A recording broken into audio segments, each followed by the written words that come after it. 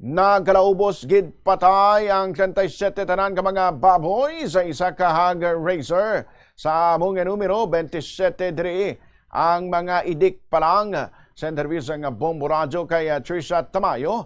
Yagin pahayag nga naka-eksperyensya sang pagsuka ang mga baboy. Nagatulog lamang ang mga ini kag nagapalangluya. Pahayag pa sini sa kadugayon nga nagasagod ang ila pamilya sang baboy.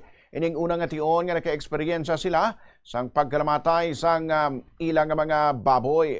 Nagresulta man ini sang dako nga kaperdihan sa ilang palangabuyan. Suno pa kay Tamayo nga sang nagpakigangot sila sa Municipal Agriculture Office ang Nueva Valencia, Guimaras, gilayon man nga gintublokan ang mga baboy tok sa posibleng hog cholera pang wala gid mapunggan ang pagkalamatay sa mga ini. Sabi ang kabahin may impormasyon man nga may 18 man tanan ka mga nayon sa malapit nga lugar sa ila ang nagkalamatay man. Nagapanawagan naman si Tamayo sa mga natungdan nga ahensya sa gobyerno nga kung tanig maaktuhan gilayon ang natabo nga pagkalamatay sa ilang mga ginasagod nga sapat. Dugang pa sini nga kung tanig mapadasig ang investigasyon sa among nga hitabo kag mahatagan ang mga ini sa nagkaigo nga bulig bangod wala gid sila nakapangaman.